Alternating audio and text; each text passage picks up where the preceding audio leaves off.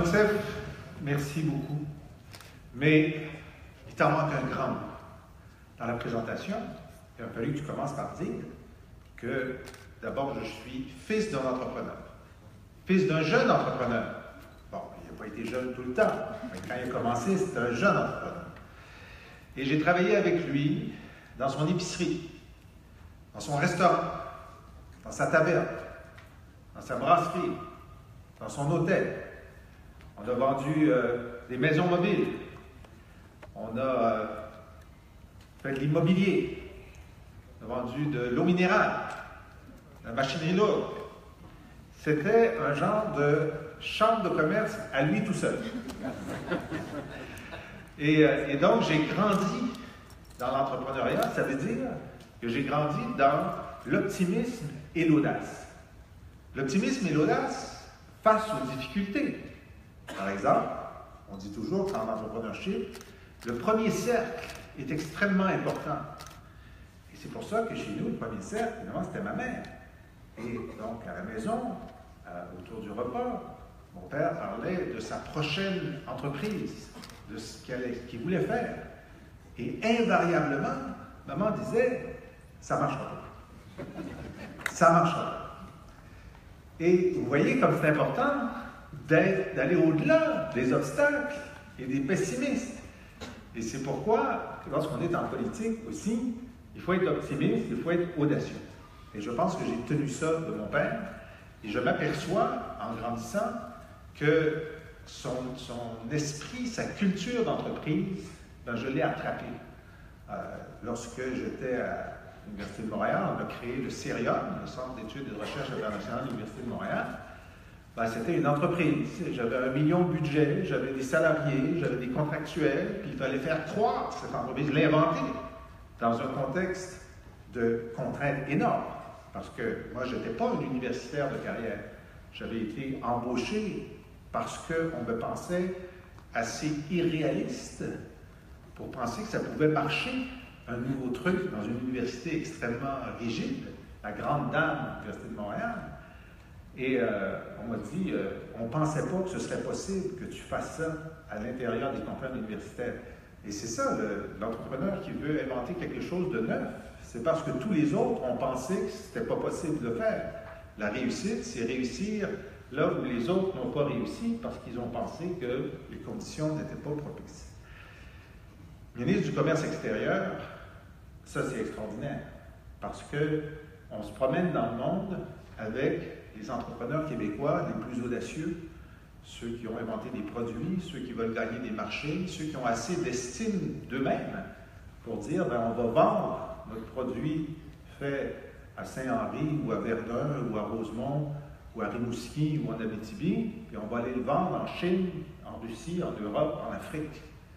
Et je suis retombé en amour avec l'entrepreneurship dans ces visites à l'étranger où on a beaucoup de temps pour discuter, échanger, parler. Et c'est pourquoi, dans la course au leadership de l'an dernier, et maintenant comme chef du Parti québécois, la priorité, c'est priorité PME. Et je vais vous en parler un petit peu. Je veux dire aussi que le chef du Parti québécois, c'est un chef d'entreprise. On a un budget, j'ai une centaine d'employés, et puis il faut que ça balance. Et, je vais vous dire un secret, on aimerait prendre des parts de marché à nos compétiteurs. Prendre des parts de marché. En fait, on ne veut pas avoir le monopole, mais on voudrait avoir une position dominante sur le marché électoral québécois. Alors moi, je crois que nous sommes à la veille, là. On touche une potentialité de basculer, de faire basculer le Québec dans une vraie culture entrepreneuriale. Vous êtes tous trop jeunes, mais moi, je suis juste assez vieux pour avoir entendu dire qu'on ne l'avait pas, la bosse des affaires, surtout les francophones, puis qu'il ne fallait pas essayer de faire ça, puis que nous, on était bons comme avocats, puis comme notaires, comme vendeurs, comme distributeurs, mais certainement pas comme créateurs d'entreprise. Ce n'était pas le cas dans ma famille, mais c'est ce qu'on entendait. Et le fait que vous soyez de la génération pour qui c'est complètement absurde de dire une chose pareille est déjà un gain majeur. Vous n'avez pas ce sentiment d'infériorité face à l'entreprise que plusieurs générations avant vous ont eu. Et c'est tellement vrai, et c'est tellement récent qu'on a des statistiques toutes neuves qui nous démontrent le changement qui est en train de s'opérer. Alors, regardez les pourcentages d'adultes qui envisagent de se lancer en affaires. En 2009, il y en avait 7 %. Seulement 15 ans plus tard, il y en a 21 %. Ça, ce n'est pas un changement graduel, c'est un changement qualitatif. Pas quantitatif, c'est qualitatif. Chez notre population venue d'ailleurs, les Québécois d'adoption, c'est 32 %. Et on voit la richesse de créativité, la volonté d'entreprendre des Québécois d'origines diverses qui sont une force pour notre économie. Chez les 18 à 34 ans, 42 %. Ces chiffres-là, on ne les a jamais eus avant. C'est quelque chose de complètement nouveau. Et la potentialité qu'il y a dans ce chiffre-là est une grande chance pour l'avenir immédiat du Québec. Pour l'avenir immédiat du Québec. Et là, il ne faut pas rater cette vague-là. Il ne faut pas la rater, elle est très importante. Et on a une responsabilité politique de ne pas la rater. Les jeunes entrepreneurs ne sont pas seulement à Montréal, ils sont aussi en région. Et parmi les gens qui désirent se lancer en affaires, 70 % souhaitent créer ou reprendre une entreprise dans leur région de domicile. Ça, c'est énorme, parce que la qualité de l'économie du Québec, elle repose sur l'entrepreneurship sur tout le territoire.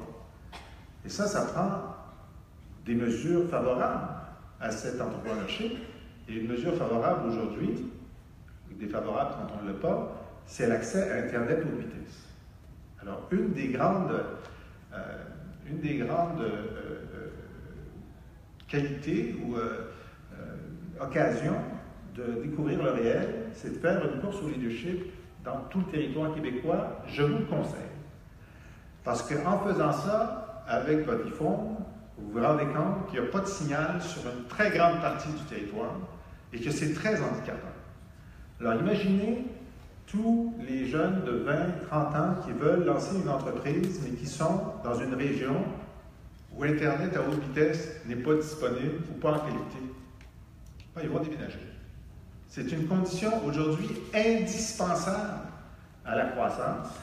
Et donc, c'est clair qu'un gouvernement du Parti québécois fait en sorte que dans les 2 premières années de son mandat, faire en sorte que ce service soit disponible partout dans les régions. Il y a des endroits où l'entreprise privée considère que ce n'est pas rentable de le faire. C'est le calcul que l'entreprise va faire. Mais le calcul que l'État québécois fait, c'est que c'est rentable pour l'économie québécoise de le rendre disponible partout. Et c'est d'autant plus important que selon le ministère de l'Économie, l'an prochain, en 2018, 25 200 entrepreneurs vont quitter leur entreprise. 25, c'est énorme pour une nation de 8 millions d'habitants. Principalement des départs à la retraite.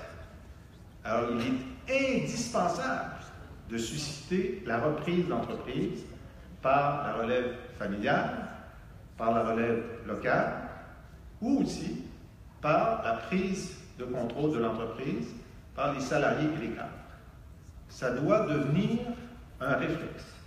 On doit inventer, avec Investissement Québec, un système qui fait en sorte que les cadres et les salariés, ou un certain nombre d'entre eux, aient la capacité assez facilement, avec le soutien de l'État, de reprendre l'entreprise pour qu'elle ne disparaisse pas, pour qu'elle ne soit pas achetée par un concurrent qui veut juste l'achalandage, par exemple, et fermer boutique, ou par une compagnie étrangère pour qui ce sera une entreprise parmi 150 autres, et dès le premier nid de poule financier arrivé, décidera de la fermer parce que son taux de rendement est de seulement 6 % alors qu'elle veut du 12 % en moyenne.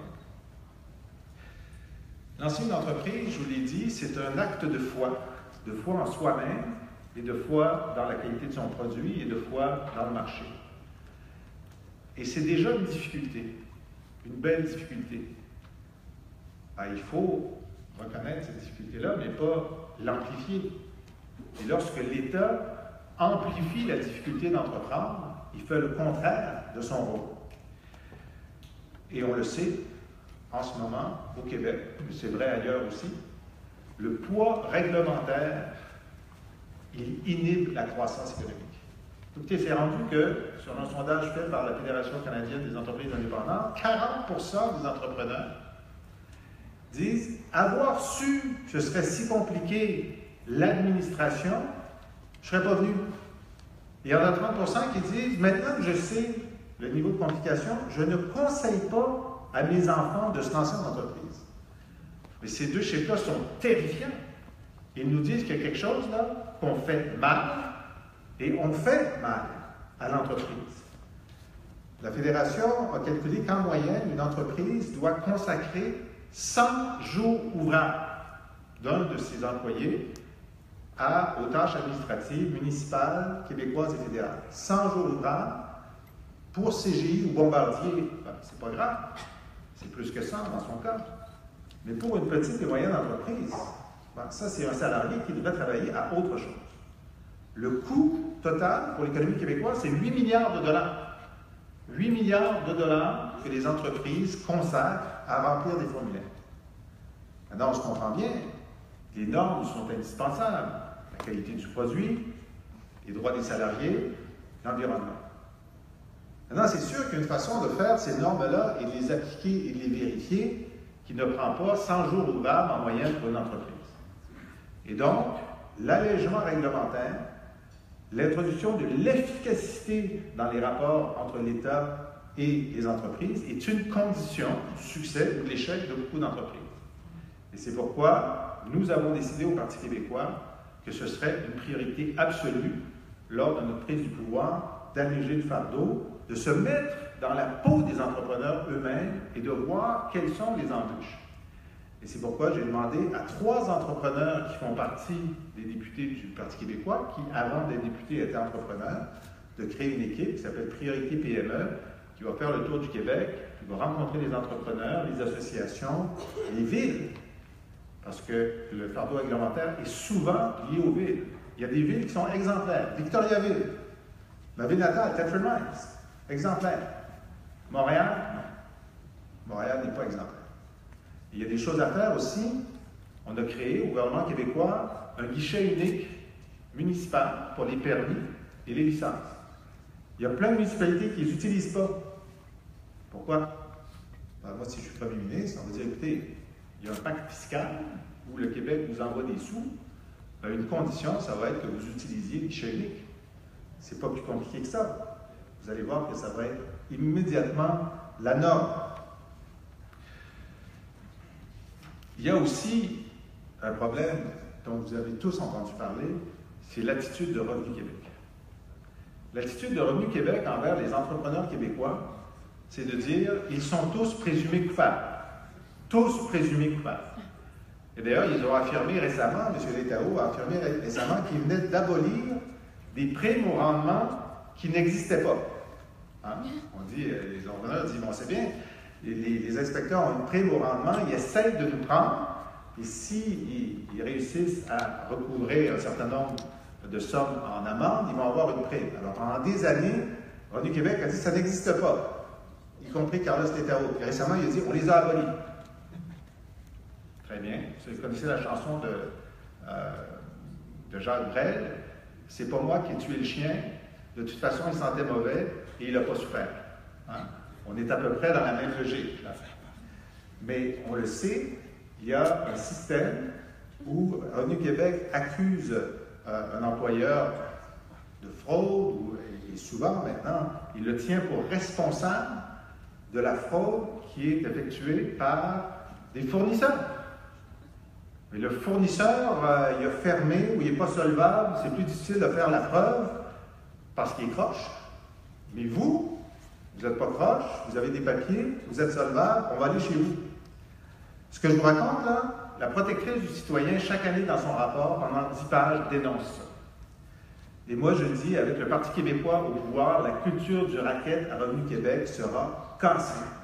Et s'il faut mettre la protectrice du citoyen en résidence à Revenu Québec jusqu'à ce qu'elle soit satisfaite du changement de culture, c'est ce qu'on va faire. C'est ce qu'on va faire. Alors, on a parlé tout à l'heure de cette génération d'entrepreneurs qui quittent. Ben, il faut faire des modifications importantes pour que la transmission d'entreprise se fasse. Et récemment, le gouvernement Couillard a annoncé une série de mesures. Une série de mesures de promotion de l'économie québécoise, c'est très bien. Mais une série de mesures d'une très grande timidité pour la rétention et la transmission des entreprises par rapport à ce qui peut être fait. Alors, ce qui peut être fait, c'est par exemple dire, lorsqu'une entreprise publique est sujette à une prise de contrôle étrangère, dire, bien, écoutez, d'abord, on va faire une distinction entre les actionnaires de cette entreprise qui sont depuis longtemps, 2 ans, 5 ans, 10 ans, donc les propriétaires historiques, qui, eux, auront droit de vote sur une transaction, ou les touristes qui viennent d'arriver, qui achètent pour 24 heures. Et maintenant, de plus en plus de ces touristes, ce sont des ordinateurs et des algorithmes. Très difficile à convaincre de l'importance économique de l'entreprise dans une région sur un algorithme. Je ne sais pas si vous avez déjà essayé de convaincre un algorithme de quelque chose, là. Je ne vous le conseille pas. Et ça, c'est des propositions faites par Yvan Heller, par exemple, depuis plusieurs années, de considérer que les actionnaires historiques aient le droit de vote, mais que les touristes n'aient pas le droit de vote. Ça fait une grosse différence. Ça réinvestit l'humain dans l'entreprise. Il y a aussi le fait qu'une entreprise qui essaie de prendre le contrôle d'une nouvelle ne puisse pas utiliser les actions qu'elle vient d'acheter pour peser sur la décision. Ça fait une grosse différence. Alors, ce sont des mesures qui sont proposées depuis plusieurs années, mais inexplicablement, le gouvernement Couillard refuse de les utiliser. Une chose que j'ai apprise comme ministre du Commerce extérieur, c'est l'importance de l'exportation, de la décision d'une PME de devenir exportatrice dans l'augmentation de sa productivité. Alors, comme vous savez, la productivité, ce n'est pas travailler plus fort, suer plus, travailler plus d'heures. La productivité, c'est améliorer l'outil de travail et la formation du travailleur, l'organisation du travail. Et on sait depuis des années que la productivité au Québec est dans une croissance trop faible pour soutenir notre richesse nationale. Entre autres à cause du vieillissement de la population, mais pas seulement. En ce moment, la productivité au Québec croît d'à peu près 0,7 par année. Si on voulait maintenir notre filet social, notre richesse collective, il faudrait que ce soit le double. Il faut doubler notre productivité moyenne par heure travaillée. On a essayé de toutes les façons. Je te conseille de M. Parizeau, c'est un expert là-dedans. Des crédits d'impôt pour ceci, des subventions pour cela, très difficile à faire. Ce n'est pas encore là les grandes entreprises québécoises qui ont besoin de ça, elles le font très bien, mais c'est les PME. Et on s'est rendu compte que le programme qu'on avait d'aide à l'exportation était celui à faible coût qui générait la plus grande augmentation de la productivité. Pourquoi? Parce qu'une PME de Sherbrooke, qui est tout à coup confrontée au marché du Texas, compare la qualité de son produit avec le produit équivalent qui est vendu au Texas, son coût, et se dit, ben, il faut que j'investisse dans mon outil de travail, dans la formation de mes travailleurs pour avoir un produit de meilleure qualité ou de moindre coût. Et on s'est rendu compte qu'à chaque fois qu'on avait un bon dossier, donc qui avait accès à la subvention du gouvernement du Québec, dans les 2 tiers des cas, c'était des entreprises de moins de 50 employés. Dans les 2 tiers des cas, ils investissaient dans la qualité de leurs produits. Et dans presque tous les cas, ils s'en servaient comme levier pour avoir un investissement supplémentaire d'une institution bancaire.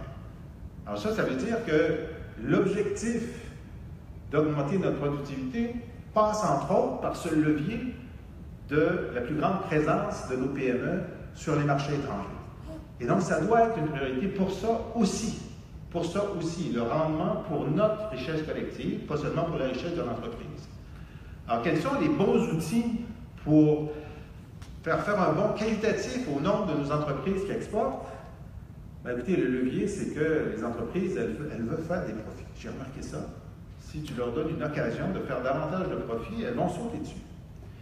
Et une des propositions que nous faisons dans notre programme de gouvernement, c'est de dire, écoutez, on devrait simplement leur dire que s'ils ont exporté pour 500 000 $ cette année et qu'ils augmentent le volume d'exportation à 1 500 000 $, donc 1 million supplémentaire, ce million-là ne sera pas imposé pour sa part de profit. Et Puis l'année suivante, ben, s'il passe de 1 500 000 à 2 500 000, ben là, le deuxième million ne sera pas imposé. Le premier, oui, mais par palier, comme ça, l'augmentation sera défiscalisée. L'augmentation d'1 million par année. Essayons ça pour voir. J'ai l'impression qu'il y a beaucoup de gens qui vont appeler au ministère du Commerce extérieur pour dire, bon, ben écoutez, vos occasions d'affaires, là, mon produit, là, vous savez à quel endroit il y a un besoin, on va avoir une façon de générer davantage d'exportation québécoise, donc d'augmentation de la productivité. Alors, j'ai parlé des sièges sociaux aussi, j'ai parlé de la transmission des entreprises, mais nos grands sièges sociaux. La vente de Rona était très certainement une bonne affaire pour le rendement de la Caisse de dépôt et placement. J'ai aucun doute là-dessus. Mais c'était une mauvaise affaire pour le Québec, parce que c'est exactement une entreprise qui avait été inventée pour soutenir et inciter à la création d'une série de produits manufacturiers dans le domaine de la construction partout au Québec. Donc, c'était le cœur d'un système de production. Et de vendre le cœur à quelqu'un qui a son propre système de production, c'est la pire chose à faire, et on le sait. Dans les mois immédiats qui ont suivi, les fournisseurs se sont mis à dire, les fournisseurs régionaux, ben écoutez, Lowe's nous a dit qu'ils n'avaient plus besoin de nous. Et pourquoi est-ce que la Caisse l'a vendu? Ben, c'est parce qu'à la Caisse, c'est écrit en ce moment dans leur loi qu'il faut d'abord faire du rendement et ensuite du développement économique. Alors oui, ils ont fait du rendement plutôt que du développement économique. Et pourtant, lorsque la Caisse a été créée par Jean Lesage et Jacques Parizeau, ils avaient dit qu'il faut faire les deux à égalité. À ce moment-là, ils n'avaient pas pensé à retenir les grands sièges sociaux québécois, parce qu'il n'y en avait pas. À l'époque, il n'y en avait pas. Il n'y avait pas de Bombardier, il n'y avait pas de CGI. Il y avait peut-être un Saint-Hubert, ce n'était pas une grande chaîne. Alors, ils n'y avaient pas pensé. Alors, nous, ce qu'on dit, c'est, lorsqu'on prendra le pouvoir, puis je suis sûr qu'on va avoir l'appui de la CAQ là-dessus, puis je tiens à saluer François Legault, qui est dans la salle et qui est un grand nationaliste économique aussi. On va ramener l'esprit de Jean Lesage et de Jacques Parizeau dans la loi de la Caisse. Il n'est pas question de dire à la Caisse au quotidien ce qu'elle doit faire. Mais la loi de la Caisse, là, c'est pas Moïse qui est descendu du mont Sinaï avec. Ce sont les députés de l'Assemblée nationale qui ont voté la loi de la Caisse. Et on va dire l'objectif, la mission, c'est le rendement et le développement économique à égalité. Et là, on va ajouter développement économique sectoriel et régional. On va leur dire, écoutez, vous avez l'obligation de trouver de bonnes occasions d'affaires dans les régions et sur les secteurs. Puis là, on va ajouter, pas sur le même pied, mais en bas, qu'il y a aussi une mission d'attraction et de rétention des sièges sociaux stratégiques. Ça veut vouloir dire de ne pas tous les garder, mais de toujours se poser la question. Et moi, j'ai la certitude, parce que j'ai un peu étudié le Corona, que si ça avait été dans sa loi, au début, là, après la tentative de prise de contrôle hostile de Rona par Lowe's, qui avait été repoussée, la Caisse a dit, c'est vrai que Rona est vulnérable, a besoin d'améliorer sa performance, donc on va travailler sur l'amélioration de sa performance pour le garder. À la place, ils ont préparé la mariée pour la vente. C'est ça qu'ils ont fait. Alors ça, c'est un changement important. Deuxièmement, puis j'ai vu aujourd'hui le rendement de la Caisse pour la dernière année, qui est satisfaisant sans être spectaculaire, mais ce qui m'a un peu déçu, c'est qu'ils ont ralenti le rythme de leurs investissements dans l'économie québécoise. La Caisse gère 270 millions d'actifs, 37 millions seulement dans l'économie québécoise. C'est 13 %. Évidemment, il faut qu'il y ait un portefeuille diversifié, ça ne peut pas être 100 % au Québec. Et en plus, j'ai écouté Michael Sebia à sa conférence de presse dire, vous savez, le monde est de plus en plus incertain et inquiétant. Je dis justement, s'il y a un havre de paix et de sécurité dans le monde, c'est le Québec. Et donc, tu devrais surpondérer ton investissement dans ce lieu. On va dire, ben oui, mais on ne veut pas perdre d'argent juste pour les beaux yeux du Québec. Non. Quel est le rendement des 35 millions, des 37 milliards d'investissements privés au Québec? C'est une information confidentielle. Mais ce qu'on entend, c'est que c'est au moins le double, sinon le triple, du rendement moyen de la Caisse. Alors, on se prive de rendement en ne faisant pas plus d'investissement au Québec. Donc, c'est un élément qu'il faut utiliser. Dernier élément, il a été créé il y a quelques années le Fonds des générations. Le Fonds des générations, c'est pour dire, bon, au lieu de rembourser la dette directement, on va mettre 1 puis 2 milliards par année dans un fonds qui va investir, mais on va dire, ce fonds-là existe, et lorsque les agences de notation regardent notre dette, bien, ils soustraient ce qu'on a mis dans le fonds. Alors là, il y a 10 milliards, bientôt il va y avoir 20 milliards de dollars dans le fonds. Ce n'est pas une mauvaise idée, mais évidemment, on peut faire quelque chose avec. François va sûrement vous parler de sa proposition, puis je ne critiquerai pas. Je pourrais. Moi, je pense que c'est important d'utiliser une partie de ce fonds sans s'exposer à une décote. Je dirais seulement ça comme ça. Parce que c'est clair que pour les agences de notation, cet argent-là ne peut pas être dépensé, puisque c'est comme si on avait remboursé la dette.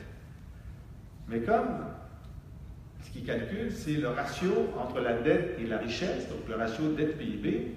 Si on utilise une partie de la somme pour faire augmenter le PIB, c'est bon pour le ratio. Alors nous, ce qu'on propose, c'est prendre une partie des versements annuels dans le fonds. Les versements annuels sont de 2 milliards de dollars. Prendre une partie de ça pour investir, pas dans l'épicerie et les dépenses courantes, ce qui serait très mal vu, mais dans des investissements structurels qui peuvent promouvoir la croissance. Ce dont on parlait tout à l'heure, Internet haute vitesse dans les régions, on est certain que c'est un déterminant de la croissance économique. C'est quelque chose de structurant. Alors, j'ai demandé à Nicolas Marceau de ramener des propositions pour dire bien, comment est-ce qu'on peut utiliser une partie de ces sommes sans risquer la décote, en disant que ça va faire partie de notre richesse collective et le Fonds des générations va avoir deux objets, diminuer la dette pour les générations futures et donner une économie québécoise structurellement plus forte pour les générations futures. Les marchés publics québécois, c'est 23 milliards de dollars par an. 23 milliards. Alors bien sûr, on a signé des tas d'ententes internationales qui ouvrent nos marchés à la compétition, et c'est une bonne chose. Mais à partir de certains seuils seulement, en haut d'1 million ou en haut de 125 000, ça dépend des secteurs. En bas de ça, on fait ce qu'on veut. On fait ce qu'on veut si c'est bon pour l'économie du Québec. Et moi, je n'ai jamais compris pourquoi les Américains et les Européens signaient des accords internationaux et dans la zone où c'est permis, faisaient la promotion de l'achat chez eux. Aux États-Unis, là, le Buy America Act, c'est pas Trump qui a inventé ça. Ça existe depuis les années 80 et Obama en a rajouté une couche pour les transports publics. Pourquoi pensez-vous que Bombardier construit à Plattsburgh les métros pour le métro de New York? C'est parce qu'il y a une obligation de 60% de contenu américain pour avoir le contrat du métro de New York. Et là, il y a une chose que je ne comprends pas, là. On va investir près de 6 milliards de dollars dans le réseau électrique métropolitain et on ne demande pas de contenu québécois.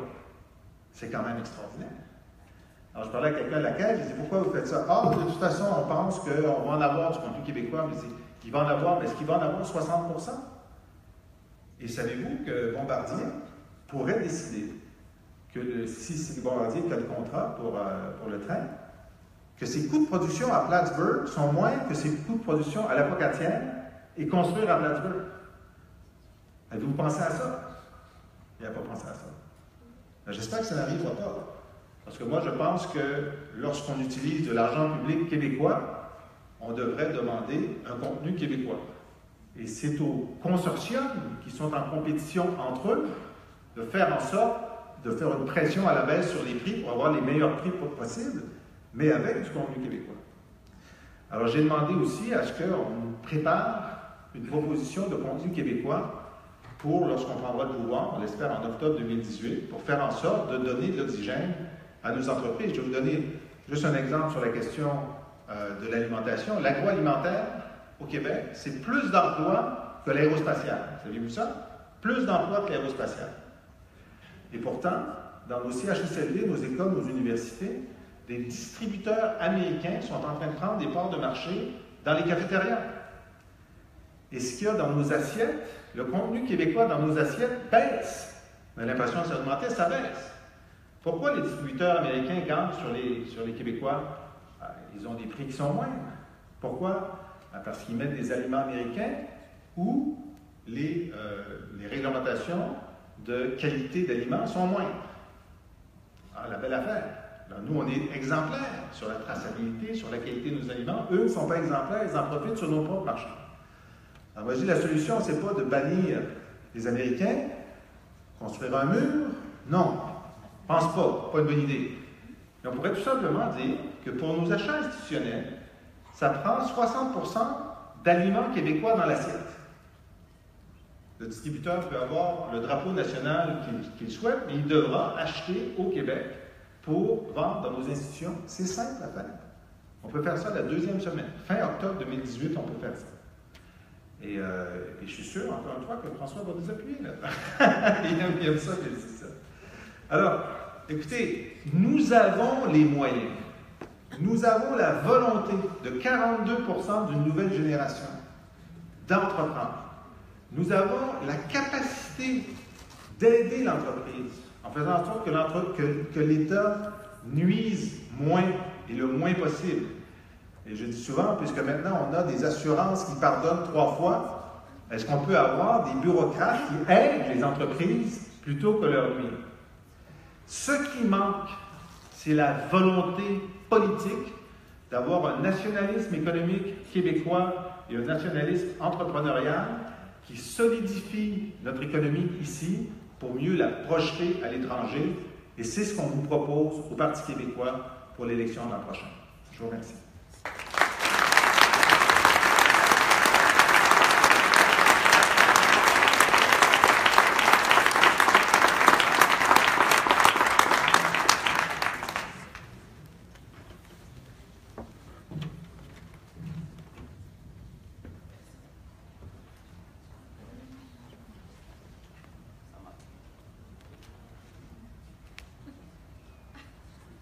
C'est bon? Merci pour votre excellente présentation. Je pense que vous avez pris plus de temps que prévu. C'est pas grave, vous êtes passionné. Donc, ce qu'on va dire juste par respect, M. Legault qui est là, donc on va prendre les 5 prochaines minutes. Je vais vous ramener en fait sur le grand sujet de cette journée. Vous avez présenté une stratégie économique. Je tiens à vous remercier au nom des membres du regroupement des jeunes chambres de commerce du Québec. Aujourd'hui, nous avons lancé une consultation à l'intérieur de notre réseau et nous avons répertorié 4 thèmes pour une vision gouvernementale, mais une vision entrepreneuriale. Donc, premièrement, l'écosystème entrepreneurial. Deuxièmement, c'est tout ce qui concerne le reprenariat, la reprise d'entreprise. Troisièmement, les immigrants entrepreneurs et le développement régional, incluant l'ensemble de nos régions au Québec. J'aimerais bien vous entendre par rapport à ces thématiques soulevées par l'ensemble de nos membres un peu partout au Québec. Écoutez, j'aime bien ce terme de reprenariat parce que c'est un des défis les plus immédiats qu'il y a devant nous. Et le pouvoir politique a l'impérieuse nécessité de créer les conditions du reprenariat, que ce soit dans les PME, dans la relève agricole aussi, on pourra en parler, le fait que en ce moment, les terres agricoles ont une valeur au marché qui est supérieure à leur valeur agricole. Si l'État n'accepte pas de faire la différence pour aider dans la transition, on va perdre nos terres agricoles. Si l'État n'intervient pas pour rendre plus facile la relève d'entreprise, on va perdre ces entreprises-là. Il y en a certaines qui vont simplement disparaître sans avoir aucun repreneur. Et donc, pour l'instant, moi, je pense que la boîte à outils n'est pas suffisamment fournie pour la reprise d'entreprise. Et il y a quelques pas qui ont été faits dans les 2 derniers budgets, mais qui ne sont pas à la hauteur du défi. On l'a vu dans les chiffres, la volonté des jeunes et des moins jeunes Québécois d'adoption d'entreprendre est très forte souvent. Pourquoi? Parce qu'ils viennent de pays où la culture d'entreprise est très forte. Et il faut le dire, les gens qui décident de se déraciner pour aller ailleurs sont parmi les plus audacieux. Et donc, les audacieux sont plus entrepreneurs que la moyenne. Et moi, j'ai toujours été contre l'idée de catégoriser les Québécois d'adoption en disant, bon, on va utiliser le fait qu'ils sont dans la diaspora turque, par exemple, pour avoir plus de rapports avec la Turquie. Ils vont le faire de toute façon. On n'a pas besoin de leur dire de faire ça. Ils vont le faire de toute façon. Ce dont on a besoin de leur apporter, c'est de l'aide pour devenir des entreprises québécoises et nord-américaines. Et c'est sûr qu'ils vont faire le truc avec leur diaspora. Alors, moi, je pense que sur l'ensemble de ces défis-là, la réponse politique actuelle est en deçà du défi. Je sais qu'on va se rencontrer la semaine prochaine par rapport à votre plan. J'ai vraiment hâte à l'entendre et voir votre stratégie. Donc, je vais plus laisser le temps à ce qu'on échange davantage par rapport à la stratégie PME que vous êtes en train de mettre en place. Vous avez fait plusieurs sorties, tout à votre honneur, par rapport à l'immigration les dernières semaines. Comment vous voyez cette perspective de ce qui se passe au niveau mondial, la fermeture des frontières et le fait d'avoir des nouvelles personnes qui arrivent, mais au fait avec de nouvelles idées pour lancer des entreprises, mais aussi pour faire travailler d'autres personnes au Québec? Ben, c'est essentiel. Je veux dire, un des atouts de l'immigration, c'est justement le brassage d'idées, le brassage de façons de voir les choses, voir le problème d'une façon différente lorsqu'on vient d'une culture différente, ça fait partie de la richesse. Mais encore faut-il l'utiliser à bon escient. D'avoir des architectes formés en Afrique du Nord ou en Europe de l'Est qui conduisent des taxis, c'est un gaspillage. C'est un gaspillage. C'est pourquoi que nous, on dit il faut assurer le succès de chaque histoire de Québécois d'adoption. Et si en ce moment on en prend 50 000 et qu'on envoie 10 000 au chômage, on rend service ni à la société d'accueil, ni aux Québécois d'adoption. Donc je dis, il faut arrimer beaucoup mieux la reconnaissance des diplômes, des qualifications professionnelles, des demandeurs d'emploi avec l'offre d'emploi et faire en sorte de ne gaspiller aucune vie et de gaspiller aucun talent. Une autre façon qu'on introduit d'essayer de mieux assurer le succès de l'immigration, c'est de dire, écoutez, on a des cégeps des universités en région qui sont en train d'avoir des chaises vides. Faire venir des jeunes francophones ou francophiles qui ont le français comme deuxième langue et faire en sorte que ça devienne des diplômés québécois de cégep et d'université, ben là, on assure leur intégration. On n'a pas besoin de reconnaître leurs diplômes, ce sont les nôtres. On n'a pas besoin de leur enseigner comment on fonctionne au Québec. Ils l'ont appris en étant étudiants.